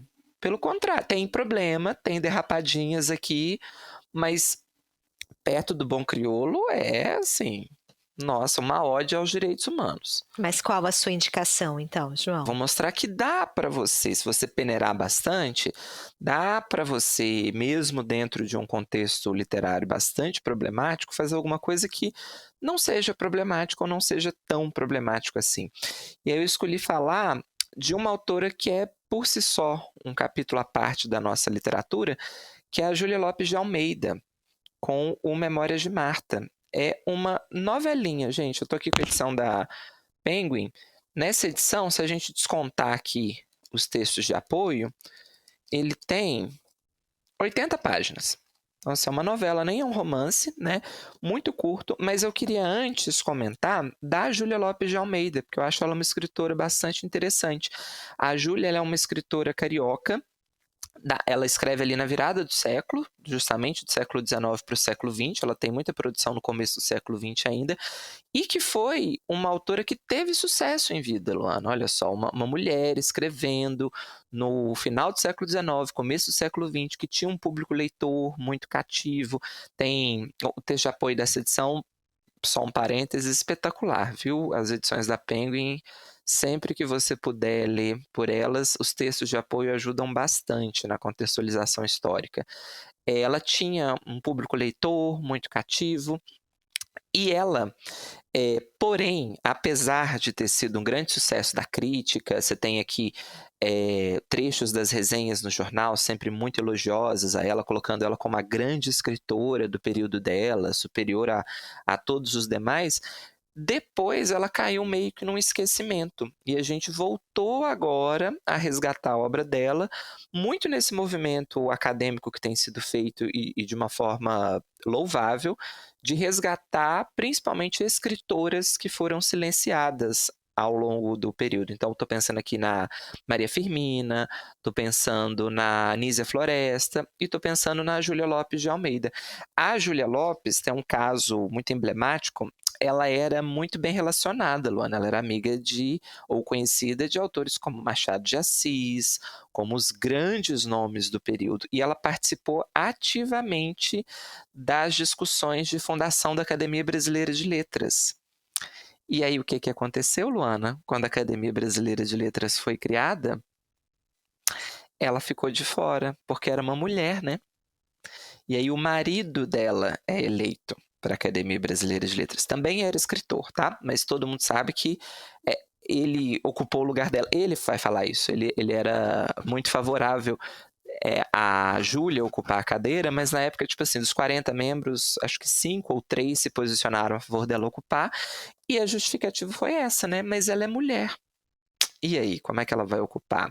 Reza a lenda, vou ter que dar olha, com o coração em mãos, tá? Vou contar a fofoca aqui para vocês, mas corre na boca de Matilde que, inclusive, o Machado de Assis teria sido contra a entrada dela, porque era uma mulher. Para mostrar que ninguém é perfeito, né, Luana? Até o Machado de Assis já aprontou as suas. Eu conto isso assim, ó. Deus sabe o quão difícil é para mim criticar o Machado de Assis, mas o compromisso aqui é com a verdade, né, Luana? Ou com o boato, porque é uma coisa meio nebulosa. Mas a Júlia entrou muito para a história como essa autora que foi injustiçada, e de fato foi, né? E aí, o que a gente vai ter? Isso eu acho interessante, porque vai ter relação com o livro que eu escolhi. O Memórias de Marta, a gente acompanha a Marta, conforme o título já diz, e ela usa um mecanismo que a gente já comentou aqui, que é muito comum em vários livros do Brasil e da literatura mundial, que é de o personagem mais velho contar a sua vida. Então, a gente tem acesso aqui à voz da Marta, é um livro escrito em primeira pessoa, em que ela volta, desde o começo a gente sabe que ela está mais velha, a gente não tem exatamente a idade dela nessa velhice, a gente nem sabe se é velhice ou se é a Marta adulta, mas ela volta e vai contar a vida dela desde a infância até o momento atual em que ela está escrevendo, né? Então, ele flerta um pouquinho com um romance de formação também, porque a gente vai acompanhar ali essa personagem desde a primeira infância dela até a fase adulta e como que ela viveu e sobreviveu no Rio de Janeiro. E desde o começo tem um acontecimento que vai ser muito marcante. Ela fala que a primeira memória que ela tem, uma das primeiras memórias que ela tem, é a morte do pai dela, porque a Marta perde o pai quando ela tinha em torno de 5 anos. E, a partir da morte do pai dela, ela vai ter uma virada na vida, porque ela vai ter memórias muito vagas de que ela vivia numa casa grande. Ela lembra, isso é muito bem feito pela Júlia Lopes de Almeida, assim, como é um livro memorialístico, quanto mais antigo o fato que está sendo lembrado pela personagem, menos detalhes ela consegue colocar. E aí você tem a construção do romance sempre intercalado a voz da Marta adulta cortando a lembrança da Marta criança, né? E ela dizendo assim, eu lembro, antes dos 5 anos, eu lembro só de flashes. Eu lembro de uma casa grande que tinha uma planta no quintal. Eu lembro que a sala de jantar era decorada com um papel de parede de temática chinesa, mas o que eu lembro assim mais fortemente desse começo de vida é a da morte do meu pai quando eu tinha 5 anos. E aí, desde o começo, a gente já tem aqui uma visão bem antirromântica, porque a Marta vai descrever a morte do pai dela e ela vai pontuar assim: olha, o que eu me lembro é do cheiro nauseabundo que ele exalava, o que eu me lembro é do medo que eu senti vendo um cadáver no caixão. Então, você não tem aquela memória de uma filha perdendo o pai, ela não sofre. E ela vai dizer com todas as letras, eu acho isso bem forte, vou até ler o trechinho, deixa eu só pegar aqui, que ela não sabe, ela não consegue dizer pra gente se ela amava o pai ou não. Vou ler só o trechinho aqui, ó. Da morte de meu pai foi a sensação que me ficou. Amei-o, talvez, não me lembro. A convivência era pouca ou nenhuma. Então já é uma visão bem muito antirromântica, dizendo assim, olha, eu sou incapaz de dizer se eu sofri com a morte do meu pai, porque a verdade nua e crua é, eu sequer me lembro dele. Porque ele era uma pessoa que trabalhava fora, que vivia viajando, eu tinha só 5 anos, então assim, seria mentira minha dizer que eu sofri com a morte do meu pai. O que ela lembra bastante é que, a partir da morte do pai, ela e a mãe vão mudar completamente de classe social. E elas vão morar num cortiço, Luana. Olha o clássico do naturalismo aqui. E aí queria abrir um parêntese, porque tem o livro famoso da Luísa Azevedo, O Cortiço, mas a Júlia Lopes de Almeida publicou dela antes, tá? É um livro que vai ter como pano de fundo a vida nos cortiços, sobretudo do Rio de Janeiro, que é um clássico também de literatura brasileira desse período, do final do século XIX, e é um livro que tem várias questões aqui, vou só contextualizar. Até comentei com a Lu antes de a gente gravar, que eu estava meio perdido nas datas, porque é um livro que quando você procura, cada site dá uma data de publicação, cada texto dá uma data, mas tentando organizar aqui o que eu encontrei, e o porquê que dá problema nessa data. A Júlia publicou o Memórias de Marta em formato de folhetim, na virada de 1888 para 1889. Folhetim, depois a gente pode falar mais quando a gente for falar do romantismo, mas eram aquelas publicações seriadas em jornal. Então, cada capítulo era publicado numa edição, que é o avô da novela, né? E aí as pessoas continuavam comprando para acompanhar a história. E aí, então, ela publica em folhetim em 1888/1889, ou seja, 1 ano ou 2 antes da publicação do Cortiço, pela Luísa Azevedo, que é de 1890. Mas depois ela vai publicar o Memórias de Marta em livro em 1899. É por isso que às vezes aparecem datas discrepantes. E tem uma outra edição que ela vai fazer já no século XX, 1900 e pouco, que ela revisa o próprio livro, a partir dessa edição de 1899, e ela muda algumas coisas. E aí é curioso porque a gente tem mais de uma edição no mercado do Memórias de Marta, e tem diferença, tá? E eu descobri isso, Luana, da pior forma possível, em sala de aula. Quando eu fui dar aula do livro, obriguei todo mundo a trazer o livro. Falei, eu vou dar ficha de acompanhamento para quem não tiver o livro. Que absurdo, tem que trazer o livro. Todo mundo com o livro, eu falei, vamos ler. Abri a boca, uai, o meu não começa assim não, professor. Destruíram o meu sonho em sala de aula. Eu precisei ali de 15 minutos para eu entender o que estava acontecendo, mas é por conta disso. Essa edição da Penguin, deixa eu focar aqui, ela é a última, a que a Júlia revisou. Tem outras que são a do meio, a que foi publicada em formato de livro. Muda pouquíssima coisa, assim, a história é a mesma, o nome dos personagens é o mesmo, mas ela dá uma lapidada, isso eu acho muito legal. Quando eu comparei, eu tive essa oportunidade contra a minha vontade de comparar as duas edições do livro, ela lapida bastante. Eu prefiro essa edição final que ela deu. Ela melhora alguns aspectos, ela corta outro. Depois eu posso até dar alguns exemplos aqui. Eu acho sempre interessante ver como que o autor pensou a própria obra, ele toma determinadas decisões que eu concordo com a Júlia, acho que ela melhorou. Mas são questões muito suaves, assim, sabe? De mudança. Uma palavra, outra. Para um trabalho em sala de aula, no ensino médio, não afeta tanto. Mas do ponto de vista literário, a gente sabe que trocou uma palavra, já pode virar outra coisa ali, né? Na imagem. Ela deixa a narrativa mais sutil, ela mastiga menos na última edição. Ela deixa mais coisas para o leitor, sabe? Então, acho que ela foi muito feliz nessa revisão que ela fez. Mas voltando para Marta, com a morte do pai, fica só ela e a mãe dela, são 2 mulheres sozinhas, elas não têm outros parentes, e aí elas vão morar num cortiço no centro do Rio de Janeiro. E os cortiços, acho que cabe aqui uma contextualização, né? Embora imagino que a maioria das pessoas entenda o que é um cortiço, porque é uma expressão que a gente continua usando até em sentido pejorativo. Mas eram habitações que foram muito, muito comuns no centro do Rio de Janeiro nesse período, ainda existem em outras configurações, mas que você tinha quartos ou pequenas casas que compartilhavam de espaços em comum, geralmente um pátio, os banheiros externos, mas que eram moradias de baixo custo. Então, muitas pessoas que não tinham condições financeiras altas, muitas pessoas muito, muito pobres que viviam nesses cortiços, né? E foi um clássico do Rio de Janeiro dessa virada de século. Depois eu volto nesse ponto, porque eu acho que ele é importante. Mas o movimento que acontece aqui é você acompanhar, então, 2 mulheres, uma criança e uma mãe, que agora é viúva, tem que cuidar dessa filha. E aí a mãe vai ter que começar a procurar um emprego, a mãe da Marta vai começar a trabalhar engomando roupa para fora, para ela dar algum sustento para a filha. É uma mulher que já tem muita...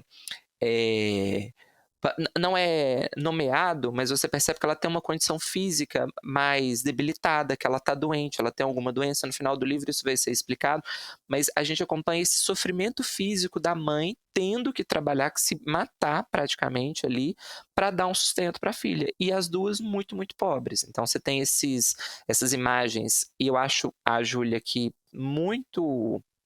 assim, apurada no que ela faz, porque a Marta mais velha lembrando. Então ela lembra que, por exemplo, elas passavam fome, mas que hoje ela percebe que mesmo passando fome, a mãe dela passava mais do que ela, porque a mãe dela ainda dava mais comida para ela do que a própria mãe, que na época ela não tinha essa consciência, mas hoje, né, adulta, ela consegue perceber isso. E a gente tem os clássicos aqui, que é a descrição do cortiço, Luana. Aí que eu acho que o livro encontra o naturalismo. Por quê? Não é um livro também de classificação fácil, tá? Ele está nesse bolo aí da segunda metade do século XIX, então tem gente que vai defender que é um livro mais realista do que naturalista, tem ecos aqui do romantismo muito forte também, mas eu li como um livro do naturalismo, principalmente por conta dessa ambientação. Então ela vai retratar a infância dela muito sofrida, ela descrevendo como que o ambiente era sujo, como que o ambiente era barulhento, como que as pessoas que moram nesse cortiço elas se comportavam. Então tem cenas muito fortes de violência, né? Sempre um batendo no outro, a mãe que bate nos filhos, o marido que bate na mulher, a mulher que revida e bate no marido.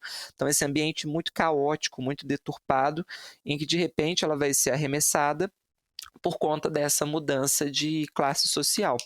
E aí, ao longo da narrativa, a gente acompanha uma tentativa da Marta de ascensão social. Ela vai conseguir, vou dar um pequeno spoiler aqui, porque é logo no começo, ela vai conseguir sair um pouco desse ciclo de pobreza extrema a partir do momento em que ela vai ser valorizada pela educação.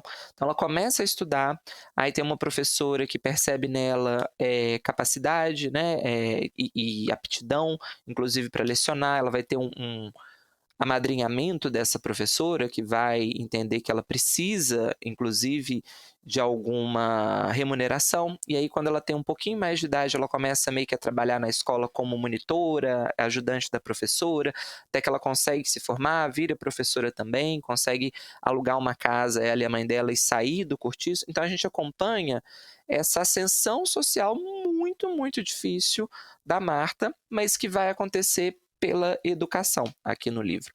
E aí vai ter um momento aqui que eu acho clássico também do naturalismo, a gente nem comentou sobre isso, mas aqui vai aparecer.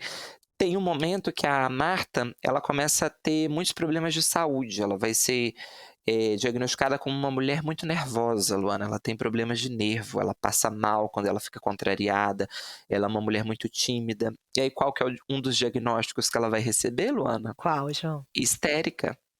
Ela tá com histeria. Um clássico. Um clássico, porque ela está na idade de casar e não se casou. Ou na idade de ter um companheiro homem do sexo masculino, que isso fique bem claro, porque a gente pode depois em outros momentos discutir isso, né? Mas a histeria um dos momentos que eu acho que a medicina foi mais cooptada por um discurso machista, que é literalmente essa ideia, né? Se a mulher não tem um relacionamento sexual com outro homem, ela fica louca. Porque que mulher que aguenta viver sem homem no mundo? Vai enlouquecer.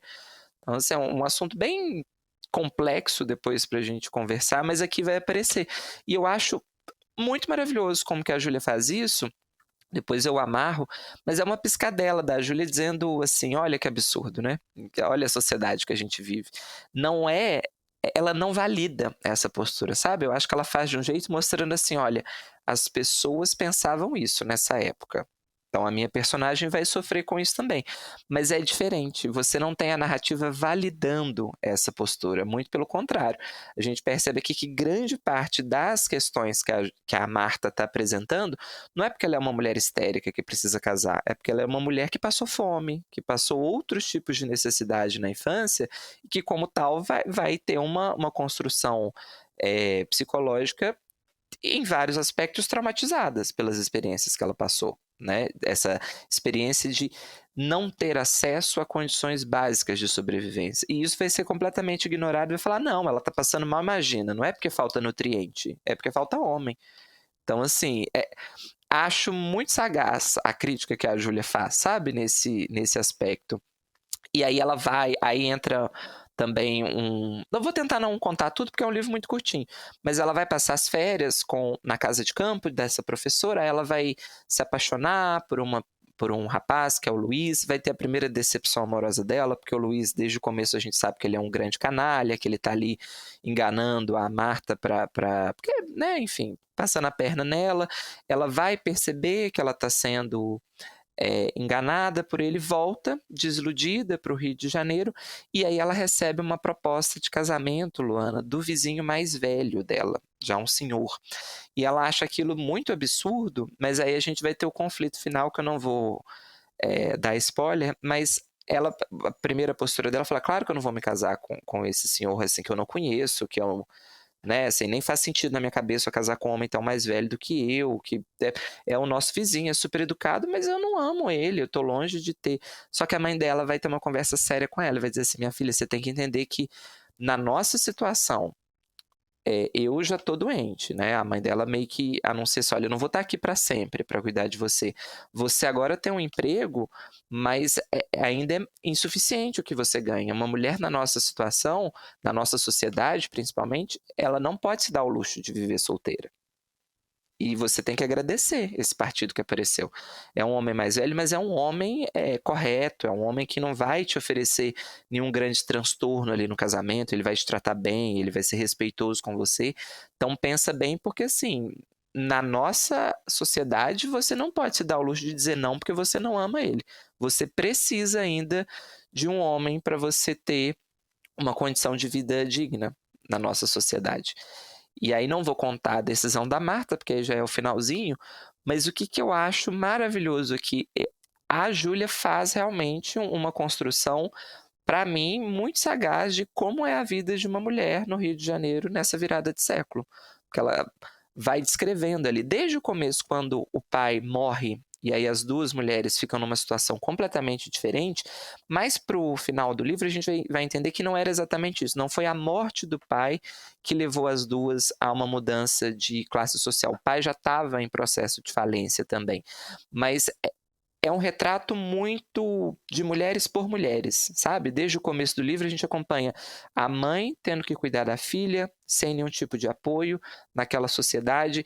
Quem vai ajudar a Marta é a professora, então assim, a rede de apoio que vai se criando entre mulheres naquela situação, naquele contexto, ao mesmo tempo que a gente tem espelhamentos muito interessantes, né? Um movimento muito interessante que a Júlia faz é de quando a Marta entende que ela é pobre, e ela entende isso por espelhamento, porque ela acompanha a mãe um dia numa casa de uma cliente, e a cliente tem uma filha pequena, e a filha pequena começa a mostrar os brinquedos que ela tem, as roupas, as bonecas que ela tem, o piano que ela tem na sala, e a Marta percebe que a menina está mostrando para ostentar. para mostrar assim, eu tenho e você não tem. Então, os choques que a Marta vai tendo, a primeira vez que ela se entende como uma pessoa que não vai ter acesso àquele tipo de coisa, a primeira vez que ela entende que ela vive numa sociedade que algumas pessoas vão ter acesso e outras não, e que meio que não importa o quão esforçada ela seja na vida dela, ela nunca vai chegar naquele lugar, ela nunca vai ter o que a outra tem, ela pode tentar não passar por tantas necessidades, mas ela nunca vai chegar àquele patamar. Então, acho que é bastante interessante aqui o retrato que a Júlia faz dessa sociedade quase feminina. Assim, o centro das atenções aqui são os personagens femininos, pelo menos na primeira metade do romance. Do meio para o final, as figuras masculinas começam a reaparecer e vão ter consequências. Tem uma vizinha que é muito emblemática aqui, que a mãe dela no começo deixa a Marta com a vizinha para ir trabalhar, para entregar as roupas, né? Porque a Marta é muito novinha ainda.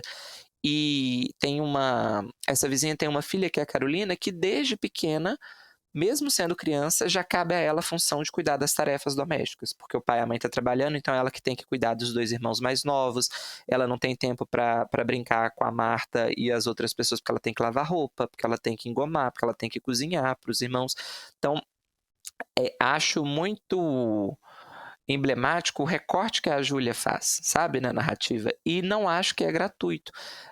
Vou tentar amarrar agora as ideias, mas é um livro que tem esses aspectos do naturalismo, tem a questão da histeria, tem a questão da habitação, do cortiço, mas eu acho que a Júlia pega o lado bom, talvez, do naturalismo, não sei se eu diria dessa forma, porque ela foca no aspecto da crítica social.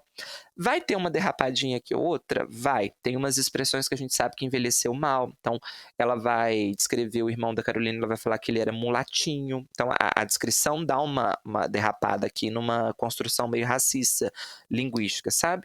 Por outro lado, assim que a Marta começa a estudar na escola, ela vai perceber uma situação que tem uma colega dela, que é a Matilde, que era muito aplicada, muito boa de nota, e era uma aluna negra. Fica no ar que talvez fosse a única aluna negra ali da sala de aula. E ela vai ser vítima de bullying, desde sempre, justamente porque era negra. Então a Júlia consegue fazer esse retrato. Tem uma cena muito forte que os outros colegas começam a acusar a Matilde de estar roubando objetos pessoais. E aí a professora um dia vai fiscalizar a mochila da Matilde e encontra, mas fica no ar pra gente de que esse objeto foi colocado ali, sabe? Para acusar a Matilde de ser ladra. Então, assim, eu acho uma discussão muito, muito à frente do tempo que a Júlia está fazendo aqui, sabe? De mostrar como que ela não compra o racismo, ela denuncia o racismo no livro. Embora a Marta não seja uma personagem negra, mas os personagens negros, a Marta vai sempre mostrar, já adulta, como que eles foram inferiorizados, como que eles foram ridicularizados ao longo de todo o contato que ela teve na vida dela.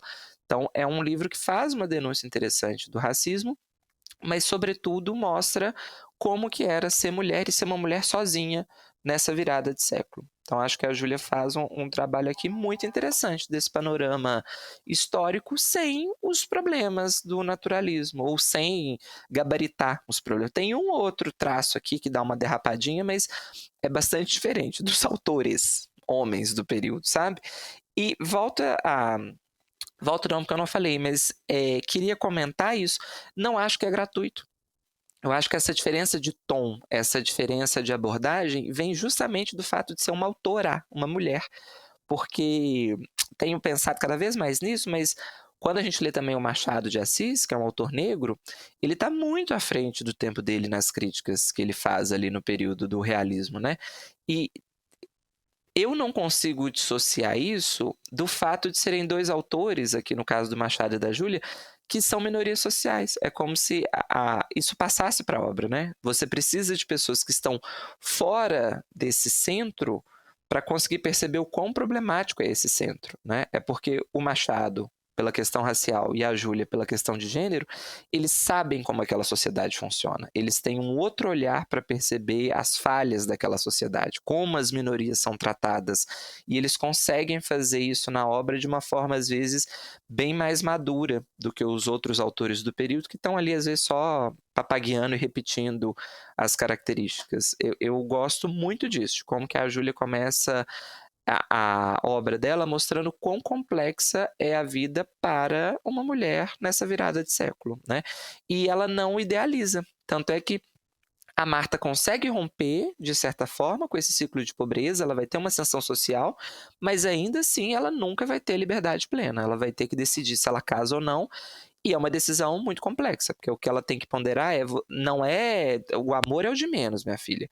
Entenda o que significa ser uma mulher solteira na nossa sociedade. Entenda o que é dizer não para este bom partido, pensando na sua vida, na sua sobrevivência, em como você vai envelhecer sozinha quando não estiver mais aqui, que tipo de vida você vai ter, se você está disposta a voltar a morar no Cortiço, onde a gente morou. Então, acho que a Júlia dá uma amadurecida boa aqui nessas discussões, sabe? E comentei dos cortiços, acho que é o último ponto aqui para encerrar, mas que é um clássico também do Rio de Janeiro do período, né? E que depois a gente volta nesse assunto na outra indicação, mas é também, parecido com a Revolta da Chibata, ela está antecipando aqui uma discussão que vai ser muito forte no Rio de Janeiro, que é a política do bota abaixo do Pereira Passos, né? Vai chegar um momento na história que esses cortiços eles se popularizam tanto que eles começam a ter um efeito negativo, entre aspas, para o centro do Rio de Janeiro, que é de transformar o centro em um lugar sujo, confuso. Tem uma questão até de saúde pública, porque como eram locais muito entulhados, você tem ali reprodução de vetores de doença, começa a ter algumas epidemias por conta de reprodução, desde mosquito até rato, até outros agentes, e aí a gente tem um prefeito famoso do Rio de Janeiro, que é o Pereira Passos, que vai dar início à política de bota abaixo, que foi literalmente uma limpeza social do centro do Rio de Janeiro, né? Ele começa a demolir esses cortiços e, obviamente, não oferecer nenhum tipo de inclusão para essas pessoas. E aí isso vai, de novo, fazer a ponte com o presente, mas isso vai potencializar muito no Rio de Janeiro o processo de favelização, porque aí você tem no começo do século XX um boom das favelas do jeito como a gente entende hoje, por conta desse combo dos ex-escravizados que não tiveram nenhum apoio social quando a escravidão foi abolida, então eles precisam procurar um lugar para morar, eles vão, obviamente, morar no subúrbio, num lugar de condições muitas vezes, inclusive, não aconselhável, né, expostos ali a desmoronamento, entre outras coisas, porque não tem nenhum tipo de opção, né? O processo de migração, que está começando muito forte, o êxodo rural, e você tira essa população que não tem condição financeira do centro e entrega ela à própria sorte. Então, esse conjunto vai potencializar muito o processo de favelização, que vai intensificar ainda mais as desigualdades sociais no Rio de Janeiro. Estou falando do Rio porque o livro se passa no Rio, mas é algo relativamente comum às metrópoles do período. São Paulo vai passar por algo parecido. Também, né, esse boom da favelização por conta das políticas de limpeza aqui do centro das cidades, né, de você realocar não, você despejar essa população e não oferecer nada em troca. Então, acho interessante também como que a Júlia pega esse pano de fundo aqui, né? Os problemas que isso... Ela não chega no livro a discutir o bota abaixo, mas é esse clima que vai desembocar nessa política futuramente, né? Acho um livro interessante, tá? Assim, vou fazer só um contraponto aqui, mas não tem nada a ver com o naturalismo. Acho que ela começa o livro muito bem, no meio dá uma perdida de fôlego, sabe? Do meio para o final dá uma barrigadinha ali. Mas acho que é um livro que dentro do período, nossa, parabéns, 10 de 10. Conseguiu se esquivar aqui de quase todos os problemas da escola a qual ela estava ali inserida. E vou resumir com 2 palavras. Parabéns! E dos 3 livros que escolhemos falar, os 3 se passam em cortiços, né, João? Os 3 se passam em cortiço. Um clássico signo importante aí do naturalismo. Qual será o próximo livro, hein? Eu ia falar, a gente acabou com qualquer, assim, sugestão aqui de mistério, né? Qualquer possibilidade dos ouvintes não saberem qual vai ser o próximo livro. Podemos dar esse spoiler? Quem ainda não pegou, a gente vai falar do Cortiço. Um livro muito problemático, mas eu já vou dar um spoiler, gente. Eu gosto. Lidem com isso, vou deixar vocês pensando uma semana aí. É errado? É bastante. Tem problema? Todos. mas tem coisas boas ali também, gente. Nossa, que livro errado de se gostar. Meu malvado favorito no Curtiço. Eu gosto também, gente. Mas falaremos mais na semana que vem. Aguardem. É isso? Conta pra gente se você gostou desse formato, se a gente continua ou não. Sem regras, sem prazo. Quando a gente conseguir encaixar na gravação, a gente grava um de algumas escolas. Não são tantas assim. Sem ordem. São poucas, né? E conta pra gente qual movimento artístico ou literário você gostaria de ver aqui. Acho que é uma oportunidade da gente falar mais de clássicos também, né? Nós falamos de clássicos, mas são poucos. A gente acaba indicando mais livros contemporâneos, né? E é um tema que rende discussões interessantes, né? Tem escolas que rendem mais do que outras? Acho que sim. Mas romantismo também é bastante problemático, rende bastante discussão. Vamos ver, modernismo é legal. Parnasianismo, não, João? Eu gosto, mas eu entendo que eu tô sozinho nessa. Você já indicou um livro parnasiano, né? Indiquei Olavo Bilac, como não? Olavo Bilac, o parnasiano. Príncipe dos poetas, eu indiquei. João, foi um grande momento desse podcast. Escrevam se vocês lembram deste momento em que João indicou Olavo Bilac. Por isso que a próxima escola vai ser o parnasianismo, porque eu acho que eu não falei suficientemente do Olavo Bilac. Parnasianismo vai ser difícil, porque aí é só poesia. E é uma poesia parnasiana. Raiz ali. Qual a palavra-chave, João? Curtiço? Curtiço é uma boa palavra, né? Eu iria de curtiço. Então escrevam curtiço.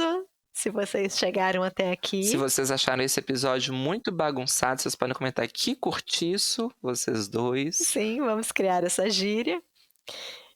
E é isso, né, gente? Escrevam mesmo se vocês gostaram. A gente estava com vontade de fazer aqui um formato um pouco diferente, mas depois voltamos, né, às nossas listas importantes, né, João? Assim, de assuntos pertinentes, urgentes, como Rafa Kalimann ou signo, astrologia. Então voltaremos para esses formatos também. Um episódio fora da curva, não é um padrão, não é que vai mudar, mas de vez em quando a gente sente faniquitos de fazer coisinhas diferentes. É isso.